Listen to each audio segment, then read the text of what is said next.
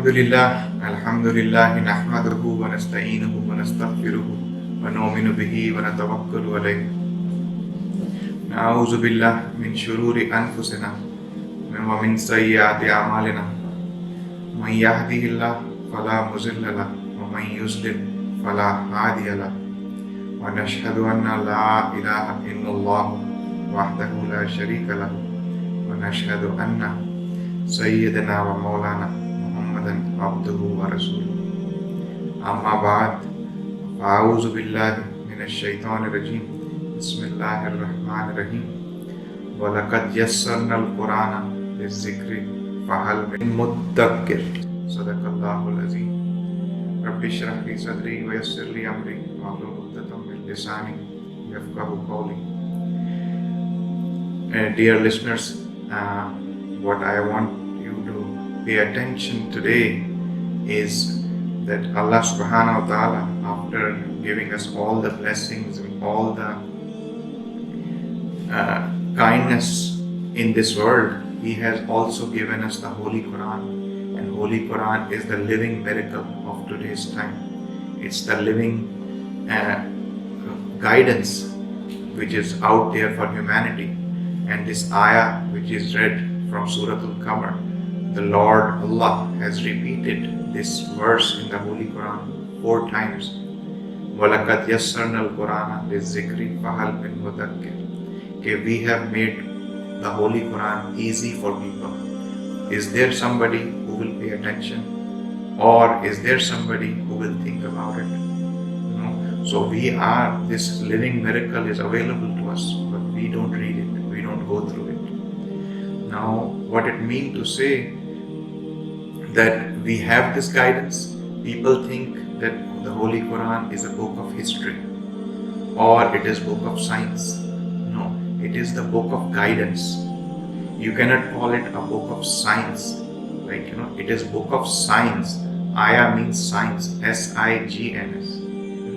It is the book of science. Allah subhanahu wa ta'ala has given us more than 6,000 signs just for our guidance. It is anybody who reads it will get his path towards the other side of the tunnel where the light is coming. So my request to all of you, you just read 1 verse, 2 verse, whatever, 2-3 minutes in a day you have, spare it and go through it. Now, the second thing I want to bring your attention, that what is Islam asking from us, from the believers. The difference between the believer and a non-believer is the method. There is no problem in eating chicken. Chicken is halal or kosher or legal in Islam, but the way you slaughter it, that makes it legal or illegal, or halal or haram in Islam, in the eyes of Allah. If you slaughter the animal with the proper knife, you let the blood go out of the animal body, it becomes halal for you, it becomes legal for you. If you don't do it, you put it through the machines, you slaughter it through the machine, through a stern gun or some other ways, which are definitely, I can guarantee 200%, that must be healthy for us to eat it, a slaughtered animal than an unslaughtered animal. It is for our own benefit. Allah Ta'ala never eats chicken which we slaughter. Allah Ta'ala don't get the meat for it. Allah Ta'ala don't get blood for it. But we, as a human being, as a creation, He loves us so much that He tells us how should we eat the meat of a chicken. Same way, you look at the cow, beef is legal in Islam. Same way, anything, goat is legal in Islam. Pig is prohibited in Islam. No matter it is slaughtered or unslaughtered, you cannot eat pork. You cannot eat anything that is ingredients of pork, like bacon, or like a lot of our people are eating different ingredients. Chefs say the food cannot be cooked without them. Like some of the hot dogs or sausages we see, that they say it's not possible. The big hot dog or big sausages are very delicious. That's the normal jargon out there. But if you will try, if Allah subhanahu wa ta'ala has prohibited this for us, there must be some benefit for us. Otherwise, what does it matter to Allah subhanahu wa ta'ala We get sick, we get all these different hypertension problems, all these different cholesterol problems, just because of eating wrong kind of meat. It is not benefiting Allah subhanahu wa ta'ala, it is for our benefit. The whole prayer, if you look at it from the beginning till the end, it is the prayer which you are doing for your own benefit. You are asking Allah subhanahu wa ta'ala, Allah, give me this, give me this, give me this. Guide me towards this, guide me towards the right path. Don't make me from the people who were non-believers.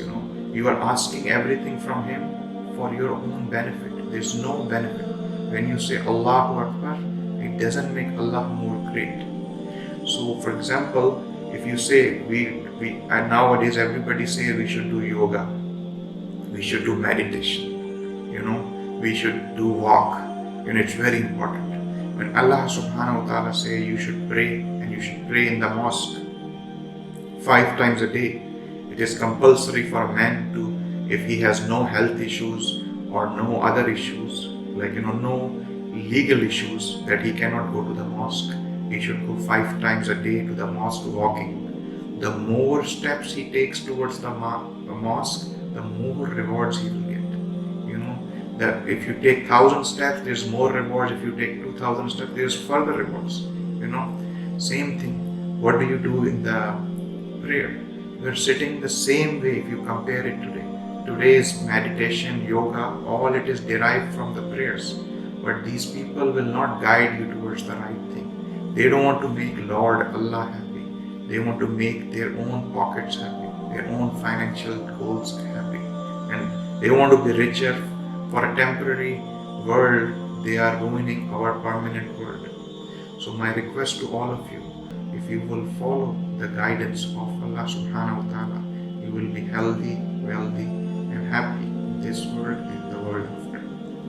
Second thing I want to bring your attention to, any area if you see there's a synagogue or there's a mosque, all the real estate around that is become expensive. Why?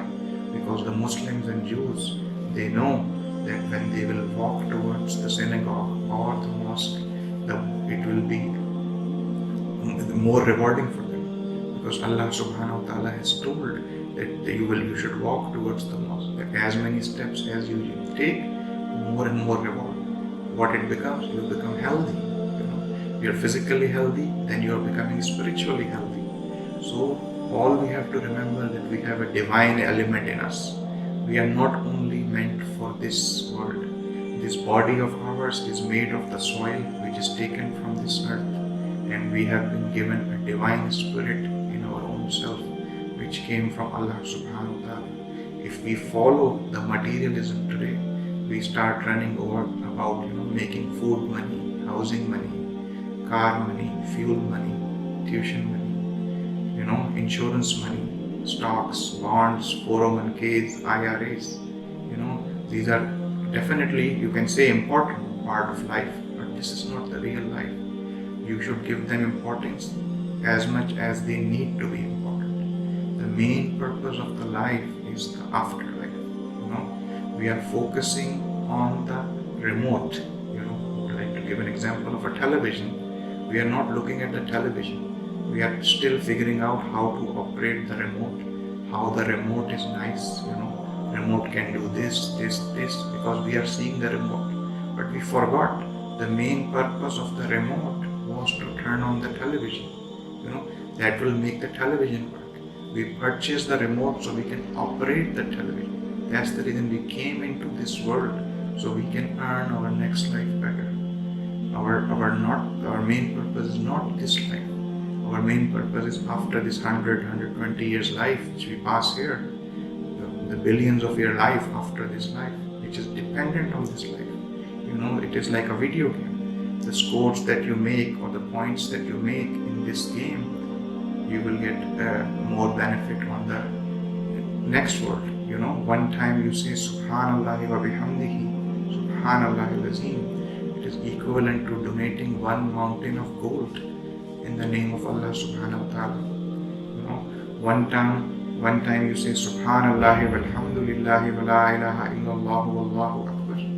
It is like you have planted a tree in the paradise.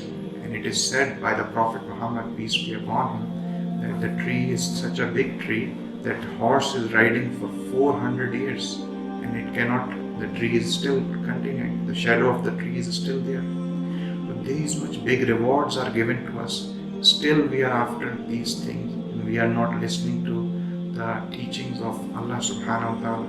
He has sent us 124,000 messengers, all gave the same message, all gave the same religion. All these people, they don't want us to follow that. They want us to follow their own worldly benefit. When the connection is between Allah and the person direct, the ayah in the Holy Qur'an says, وَعَاتَسِمُوا بِحَبْلِ اللَّهِ جَمِيعًا وَلَا تَفَرَّقُوا. Hold tight the rope of Allah subhanahu wa ta'ala and don't be divided. What they are doing, they are not showing us the rope. They are saying, okay, we will tell you what is written in this holy book. We will interpret it for you. We will tell you what is the real message given in this. Because then you will pay certain things to them to gain that knowledge from them. My request to all of you, don't give any money to any religious organization or any religious people. Follow the religion of God directly. Read the book. The author is Lord Allah. The living miracle is the Holy Qur'an. وَآتَسِمُوا بِحَبْلِ اللَّهِ جَمِيعًا وَلَا تَفَرَّقُوا. The Hablillah is called the rope of Allah subhanahu wa ta'ala. Prophet Muhammad said, the one end of the rope is with Allah and the other is with us. So if we will hold tight to the Holy Qur'an, what is mentioned in it, it is only 6,000 verses. Each time you read the verse, you get a different meaning out of it. And all meanings are correct if you will apply it properly. So my request to all of you is, don't get confused by the beauty of the remote. Look at the television. We got the television. It is for changing the channels, for turning it on and turning it off. We are confused in the remote. Okay. Same thing I would like to mention you about loans. Allah subhanahu wa ta'ala said that don't take loans. Even if you need to take loan, you can borrow from somebody, and He has prescribed a proper method for it. But Allah subhanahu wa ta'ala said the interest, the dealing of interest is prohibited in Islam. It's called riba, because you cannot take advantage for somebody who is in real need of money. If you can help him without any rewards. You should not charge him anything extra, because the person is in need. If you will give him loan, it's a big blessing for you. You get a lot of rewards for that. And the person who borrows the money, it is his responsibility to return the loan in a timely fashion. But if you charge an extra penalty on it, that is not allowed in Islam. Islam does not allow that we should charge interest. So the method, if you want to, the loan is allowed in Islam, but the purpose is you have to make it halal way.